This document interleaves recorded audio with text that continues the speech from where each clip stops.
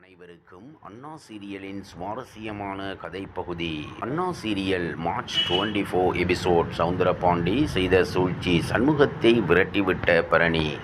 அண்ணா serial March 24 episode. Shanmugam Bharani பீச்சுக்கு சென்றிருக்க பெரிய அலை பரணியை கீழே தள்ளிய நிலையில் இன்று நடக்கப் போவது என்ன என்பது குறித்து பார்க்கலாம். இந்த சீரியலின் வெள்ளிக்கிழமை எபிசோடில் சண்முகம் பரணி பீச்சுக்கு சென்றிருக்க பெரிய அலை பரணியை கீழே தள்ளிய நிலையில் இன்று நடக்கப் போவதை பார்க்கலாம். பரணி கீழே விழ சண்முகம் அவளுக்கு என்னாச்சு என்று அதிர்ச்சி அடைகிறான்.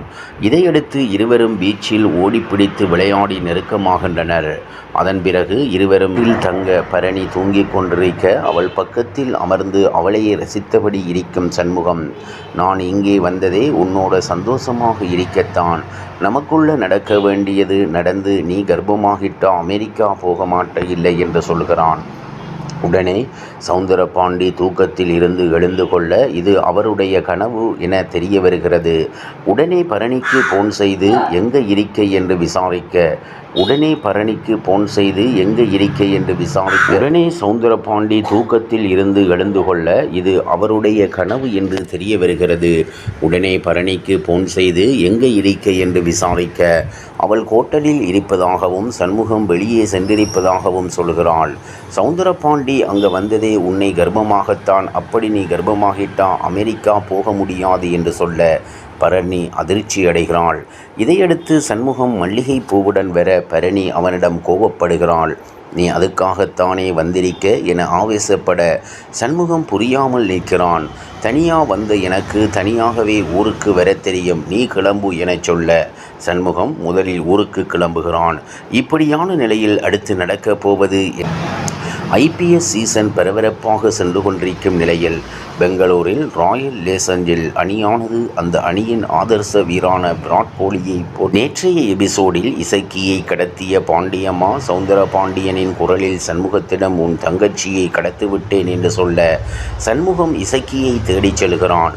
இந்த நேரத்தில் கையில் அறிவாளுடன் வீட்டுக்கு வந்த வைகுண்டம், என் குடும்பத்தை வாழவே விடமாட்டியா, உன்னை கொன்னாத்தான் என் குடும்பம் நல்லா இருக்கும் என்று சவுந்தரபாண்டியை வெட்ட வருகிறான். இப்போது வீட்டுக்கு வரும் முத்துப்பாண்டி இசக்கி எங்கே என்று கேட்டு சவுந்தரபாண்டி வாயில் துப்பாக்கியை வைக்க அவர் நான் கடத்தலை என்று சமாளிக்க முயற்சி செய்கிறார். நான் கடத்திவிட்டு நானே கடத்திவிட்டேன் என்று போன் செய்து சொல்லுவேனா, எந்த முட்டாளும் அப்படி சொல்ல மாட்டான் என்று சொல்கிறார்.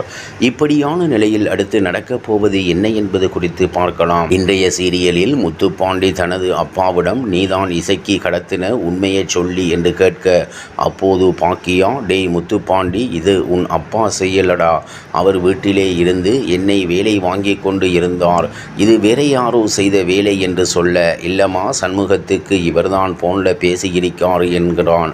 முத்துப்பாண்டி இல்லடா, இது வேறு யாரோ செய்த வேலை, நீ முதலில் இசக்கியை தேடு என்று சொல்கிறாள் பாக்கியா.